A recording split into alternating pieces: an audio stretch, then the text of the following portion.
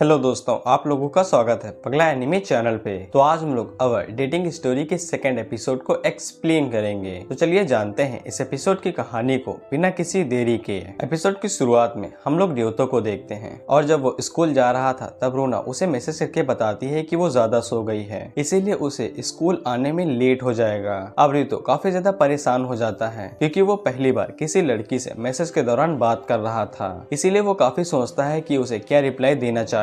इसीलिए रियोतो रोना को बताता है कि अगर वो बाइक का इस्तेमाल करती है तो वो पहले पीरियड के दौरान आराम से स्कूल पहुंच जाएगी। और रोना आगे से क्यूट सा रिस्पॉन्स देते हुए कहती है, OMG क्या सच में। फिर हम लोग रियोतो को क्लास में देखते हैं और रियोतो इसी बात से परेशान था कि रोना सही टाइम पे स्कूल आएगी या नहीं आएगी, लेकिन तभी रोना परफेक्ट टाइम पे स्कूल आ जाती है जो कि पहले पीरियड के दौरान था। और रोना इसके लिए चुपके से रियोतो को शुक्रिया भी कहती है, जिससे रियोतो के दिल में कुछ कुछ होने लगता है। फिर हम लोग रियोतो और उसके दोस्तों को रूफ टॉप पे देखते हैं। उसके दोस्त रियोतो से पूछते हैं कि तुम शिरोकावा के घर पे गए थे तो तुमने वहाँ पे धूम मचाई या नहीं मचाई, लेकिन रियोतो आगे से कहता है कि वो अभी तक तैयार नहीं था, इसीलिए वो बिल्कुल भी धूम नहीं मचा पाया। इसीलिए उसके दोस्त उसके ऊपर गुस्सा हो जाते हैं और उसे कहते हैं कि ऐसा मौका जिंदगी में सिर्फ एक ही बार आता है और तुमने इसे मेरे दोस्त गवा दिया है। लेकिन रियोतो आगे से कहता है कि अगर मैं रोना को डेट करता रहूंगा तो शायद मुझे एक और मौका मिल जाएगा। इच्ची रियोतो से कहता है, डूड क्या तुम्हें सच में लगता है कि रोना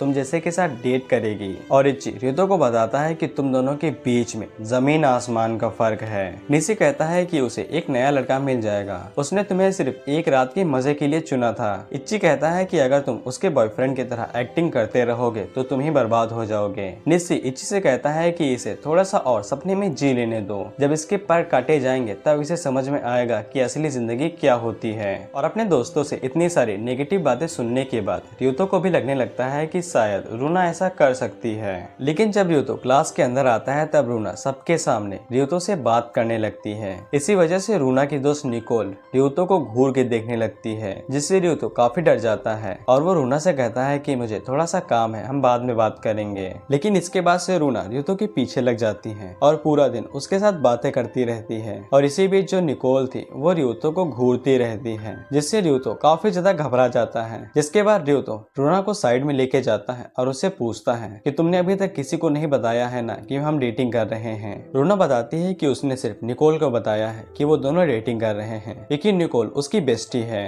जिससे रियोतो को समझ में आ जाता है कि निकोल क्यों उसे घूर घूर के देख रहे थे। फिर रियोतो रोना से कहता है कि हम दोनों स्कूल में बात नहीं कर सकते हैं, जिससे रोना समझ जाती है कि रियोतो क्या चाहता है और वो रियोतो से पूछती है तो फिर हम लोग कहाँ पे बातें कर सकते हैं। जिसपे रियोतो आगे से कहता है कि स्कूल के बाहर या फिर ऐसी ही कोई जगह पे, जिससे रोना समझ जाती है कि रियोतो क्या चाहता है और वो उससे कहती है कि हम दोनों सीक्रेटली डेट करेंगे, जिसके लिए रोना मान जाती है और वो कहती है कि हम दोनों सैटरडे और संडे बाहर डेट करेंगे। और रोना की इतनी ज्यादा चमक देख के रियोतो उसे सहन नहीं कर पाता है और अंधा हो जाता है। फिर हम लोग रियोतो को उसके घर पे देखते हैं और क्योंकि कल रियोतो की रोना के साथ डेट थी, लेकिन रियोतो के पास डेट को लेके कोई भी एक्सपीरियंस नहीं था, इसीलिए वो गूगल बाबा से पूछता है कि उसे डेट पे क्या करना चाहिए। लेकिन इसी बीच रोना उसे वीडियो कॉल करती है और उससे पूछती है कि कल हम दोनों की डेट है और तुमने मुझे इनवाइट किया है, तो फिर हम दोनों डेट के लिए कहाँ पे जाने वाले हैं। रियोतो अपने मन में सोचता है कि मैं रोना को डेट पे लेके कहाँ जा सकता हूँ, इसीलिए वो रोना से कहता है कि मैं तुम्हारे बारे में और भी ज्यादा जानना चाहता हूँ कि तुम अपने खाली समय में क्या करती हो, इसीलिए मैंने सोचा अगर तुम कुछ करना चाहती हो तो मैं तुम्हारे साथ चलूंगा और तुम्हें देखता रहूंगा। रोना रियोतो की बात सुन के काफी हैरान हो जाती है और वो रियोतो से कहती है कि इससे पहले किसी भी बॉयफ्रेंड ने मुझसे ऐसा कुछ नहीं पूछा था। इसके बाद रोना रियोतो से कहती है ठीक है, कल हम दोनों लोग वही करेंगे जो मैं करना चाहती हूँ, बाय बाय। जिससे रियोतो के दिल में फिर से लड्डू फूटने लगते हैं और वो काफी खुश हो जाता है। तो फिर रियोतो अपने मन में सोचता है कि रोना आखिर करती क्या होगी, जिससे रियोतो को याद आता है कि रोना किस टाइप की लड़की है और वो अपने मन में सोचता है कि कहीं रोना उसे होटल में ना बुला ले, जिससे रियोतो के अंदर उसके हार्मोन्स कूदने लगते हैं। लेकिन रोना रियोतो को अपने साथ शॉपिंग पे लेके आई थी, जहाँ पे वो बहुत सारे कपड़ों को चूज करती है और रियोतो को अपने पीछे लगा के रखती है। रियोतो अपने मन में सोचता है कि रोना बहुत प्यारी है और वो बिल्कुल परफेक्ट गायरू है, यानी कि लड़की। इसलिए रियोतो अपने मन में सोचता है लेकिन क्या मुझ जैसा कोई सच में रोना को डेट करने के लिए लायक भी है। रोना तो मेरी लेगेसी से काफी ज्यादा बाहर है। लेकिन तभी रोना रियोतो के पास आती है और उसको अपने साथ पूरा मॉल घुमाने लगती है और रियोतो उसके पीछे पीछे चलता रहता है, यहाँ तक कि वो तो रोना के साथ कैचअप भी नहीं कर पाता है। फिर वो दोनों लंच करने के लिए रुकते हैं। रोना रियोतो से कहती है कि मुझे इस तरह की डेट्स काफी पसंद है जहाँ पे मैं मैं शॉपिंग कर सकती हूँ, लेकिन रियोतो ये तुम्हारे लिए किसी तरह से बोरिंग नहीं होगी। रियोतो उससे कहता है कि नहीं, मुझे इसमें मजा आया था। लेकिन रोना आगे से कहती है कि झूठ है, तुम पूरा ध्यान भी नहीं दे रहे थे। तो आगे से कहता है क्योंकि मेरा सारा ध्यान तुम्हारे ऊपर था कि तुम किस तरह के कपड़े पहनती हो और तब तुम कितनी ज्यादा क्यूट लगती हो जब तुम मुस्कुराती हो। रोना रियोतो से पूछती है क्या तुम सारा टाइम मुझे ही देख रहे थे? फिर रियोतो शर्माते हुए कहता है मुझे अच्छा लग रहा था जब मैं तुम्हें मुस्कुराते हुए देख रहा था। रियोतो की बात सुन के रोना भी शर्माने लगती है। तभी रोना के पास निकोल का फोन आता है तो वो उसके साथ बातें करने लगती है। इसी बीच रियोतो अपने मन में सोचता है कि निकोल जरूर उसकी बुराई ही कर रही होगी। इसके बाद रियोतो अपने मन में सोचता है कि वो रोना के साथ और भी ज्यादा प्यार में गिरता जा रहा है। लेकिन रियोतो को इस बात की चिंता थी कि रोना कभी भी रियोतो जैसे लड़के के साथ प्यार नहीं करेगी। और अगले दिन रियोतो का ये बुरा सपना सच होने लगता है, क्योंकि रियोतो ने जब रोना को मैसेज किया था तब रूना ने उसे काफी टाइम से रिप्लाई नहीं दिया था, बल्कि रूना कभी भी रियोतो के मैसेज को इतनी देर तक होल्ड करके नहीं रखती थी। वो तुरंत ही रियोतो के मैसेज का रिप्लाई कर देती है, जिससे रियोतो को लगता है कि रूना को नया लड़का मिल गया होगा। इसीलिए अब रूना का पत्ता कट हो चुका है और उसे धोखा मिल गया। लेकिन रियोतो खुद को चीयर करने के लिए केन की लाइव स्ट्रीम देखने लगता है और बार बार केन केन केन कह के चिल्लाने लगता है। अगले दिन जब रियोतो स्कूल जाता है तब वो देखता है कि रूना कुछ लड़कों के साथ बातें कर रही थी और रियोतो अपने मन में सोचता है कि रोना ने अभी तक मेरे कल रात के मैसेज का रिप्लाई नहीं दिया है। रियोतो के दोस्त उसे हौसला देते हुए कहते हैं कि यही हम जैसों की जिंदगी है मेरे दोस्त। लेकिन जब रियोतो अपने घर में जाता है तब उसके पास रोना की तरफ से मैसेज आता है जिसमें रोना ने लिखा था क्या तुम मुझसे थोड़ी देर के लिए मिल सकते हो। जिससे रियोतो अपने मन में सोचता है कि रोना अब उसके साथ ब्रेकअप करने वाली होगी और वो पार्क की तरफ जाते हुए अपने मन में सोचता है कि जब उसके पास मौका था तब उसे धूम मचा लेनी चाहिए थी।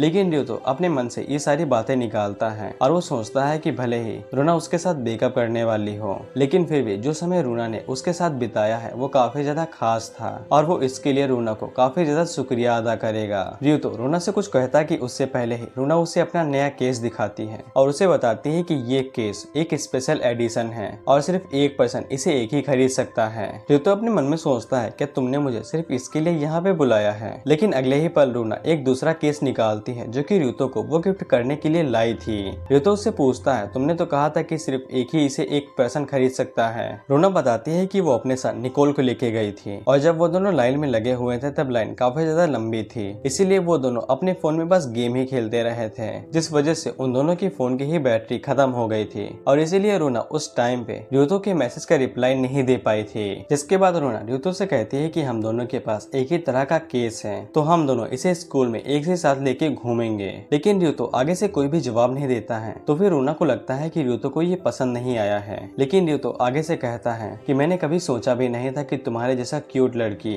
मुझे से को अपने बॉयफ्रेंड के तौर पे चुनेगी और मुझे इस तरह का गिफ्ट देगी और मुझे लगा था कि तुम यहाँ पे मेरे साथ ब्रेकअप करने के लिए आई हो, लेकिन मैंने ये कभी भी नहीं सोचा था कि तुम मुझे ऐसा गिफ्ट दोगी और मुझे सरप्राइज करने के लिए। मुझे इससे काफी ज्यादा खुशी हुई है। रोना रियोतो को बताती है कि ये हमारा 1 वीक एनिवर्सरी गिफ्ट था। रियोतो अपने मन में सोचता है क्या इस तरह की कोई एनिवर्सरी होती भी है। इसी बीच रियोतो रोना को बताता है कि उसने एक बार किसी लड़की को प्रपोज किया था। रोना उसे कहती है क्या तुम मुझे अपनी लव स्टोरी बताओगे। रियोतो उसे बताता है कि ये मिडिल स्कूल के फर्स्ट ईयर की बात है। एक लड़की मेरे ही बगल में बैठा करती थी और उसका नाम था कुरुसे। कुरुसे मेरे साथ काफी अच्छे से बात किया करती थी, इसीलिए मुझे लगा कि वो भी मुझे पसंद करती है और जब मैंने उसे डेट पे चलने के लिए पूछा तब उसने मुझे मना कर दिया, ये कहते हुए कि मैंने तुम्हें अच्छा दोस्त समझा था और कुछ भी नहीं। और तब से ही लेके लड़कियों के अंदर मैंने अपना सारा कॉन्फिडेंट खो दिया था। रोना उसे कहती है लेकिन ये मेरे लिए काफी अच्छी बात है, नहीं तो तुम मुझे डेट के लिए कभी पूछते ही नहीं। रियोतो उसे कहता है कि ये तो मिडिल स्कूल की बात है, इसमें कौन सी बड़ी बात थी। लेकिन रोना रियोतो से कहती है कि ये कोई छोटी बात नहीं है, मेरे पेरेंट्स ने भी मिडिल स्कूल से डेट करना शुरू किया था, जिसके बाद उन दोनों ने शादी कर ली थी और मैं भी उन्हीं की तरह ऐसा कुछ करना चाहती थी, लेकिन मेरी कभी डेटिंग लाइन सफल ही नहीं हुई।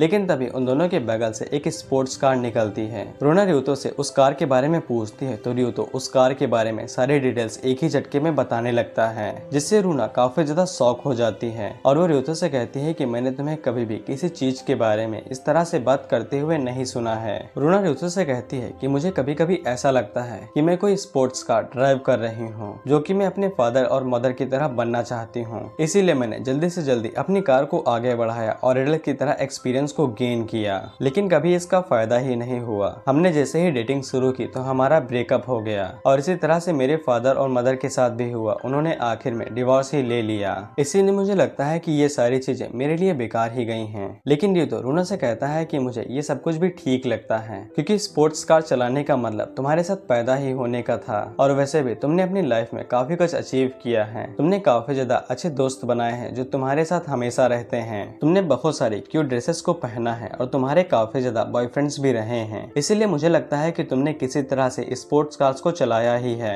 और यूँ तो आखिर में कहता है कि वैसे भी मुझे स्पोर्ट्स कार काफी पसंद है, जिससे रूना काफी ज्यादा खुश हो जाती है और वो यूतो से कहती है कि तो फिर मैं स्पोर्ट कार की तरह ही बनूंगी। जिसके बाद वो भागते हुए स्टेशन की तरफ जाने लगती है और यूतो अपने मन में सोचता है कि मैं कभी भी रूना के साथ अलग नहीं हो सकता हूँ क्योंकि मैं अभी भी रूना के बारे में बहुत कुछ जानना चाहता हूँ। फिर हम लोग देखते हैं कि रूना फोन पे निकोल को बताती है कि उसे र्यूतो के साथ काफी मजा आया और मुझे लगता है कि मैं र्यूतो को और भी ज्यादा डेट कर सकती हूँ। लेकिन निकोल रूना से कहती है कि तुम्हें सावधान रहना चाहिए क्योंकि मैं उस लड़के के ऊपर जरा भी भरोसा नहीं करती हूँ। इसके बाद अगले दिन जब क्लास के अंदर टीचर आती हैं तब वो सभी बच्चों को बताती हैं कि उनके पास एक नई स्टूडेंट आई है और वो स्टूडेंट और कोई नहीं र्यूतो की पहली क्रश कुरु से थी। और इसी के साथ ही ये एपिसोड यहीं पे खत्म होता है।